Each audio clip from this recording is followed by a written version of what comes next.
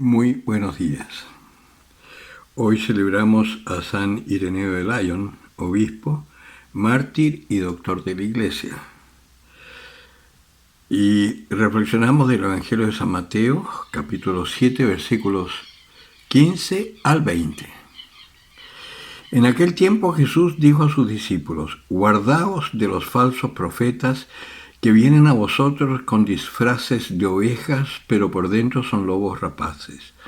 Por sus frutos los conoceréis. ¿Acaso se recogen uvas de los espinos o higos de los abrojos? Así, todo árbol bueno da fruto bueno, pero el árbol malo da frutos malos.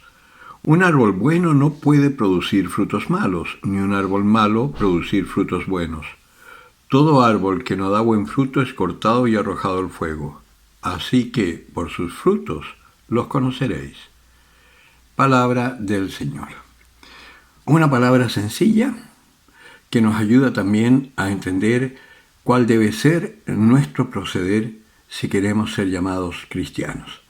Ya nos está advirtiendo: no creamos cualquier creencia, porque puede que lo que nos digan sean cosas muy lindas, pero el hecho es que detrás hay una perversión, una maldad.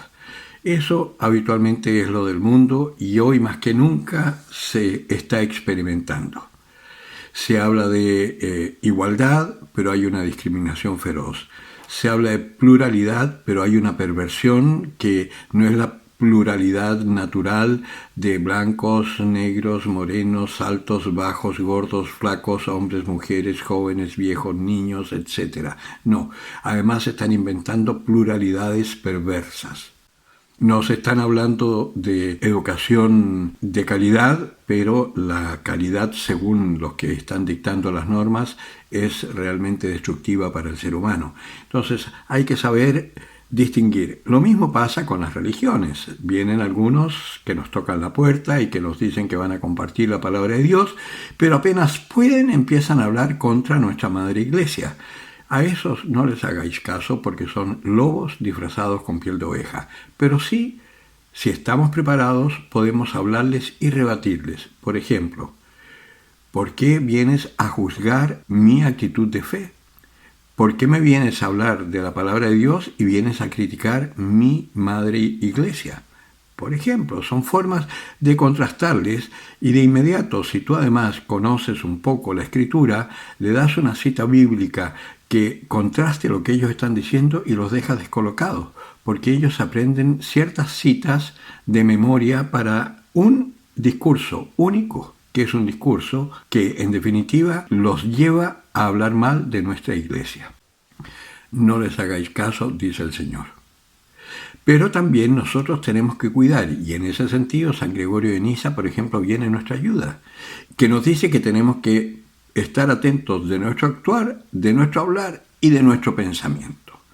Lo primero es el pensamiento. Si tú estás unido a Dios, todos tus pensamientos van a ser de tipo positivo, pero si tú te desconectas de Dios, lo más probable es que tus pensamientos sean según el mundo, no según Dios. Por consiguiente, tu hablar, si no estás conectado con Dios, con toda seguridad será un hablar como estos lobos disfrazados de oveja, que dices cosas lindas, pero tu actuar, que es consecuencia de tu pensamiento y de tu hablar, tu actuar va a ser contradictorio. En cambio, si tú estás unido a Cristo, tus pensamientos van a ser positivos, tu hablar va a ser dulce, va a ser unitivo y tu acción va a confirmar lo que tú estás diciendo. Y por eso también el apóstol Santiago dijo en un momento: muéstrame tu fe sin obras y yo por mis obras te demostraré mi fe. No es que las obras sean importantes, sino que las buenas obras son consecuencia de la buena fe, de los buenos pensamientos. No sacamos nada con hablar mucho si es que nuestros actos no confirman lo que estamos diciendo. Eso es lo que el Señor nos trata de explicar aquí. Y en algún momento dice: no seáis como los fariseos, porque los fariseos hablaban precioso, pero no actuaban precioso. Nosotros estamos llamados a pensar, a hablar y a actuar en una misma dirección.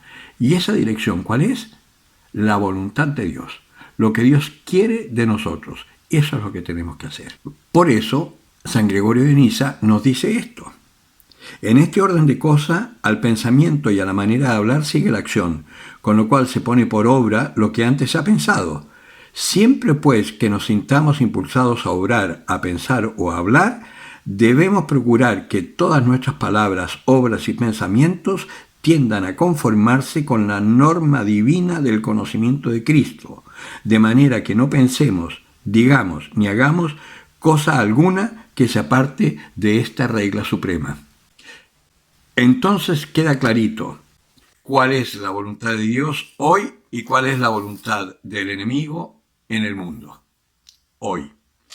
Porque el mundo está hablando exactamente al contrario de la voluntad de Dios. No nos unamos a eso, aunque nos persigan, aunque nos critiquen y aunque nos marginen.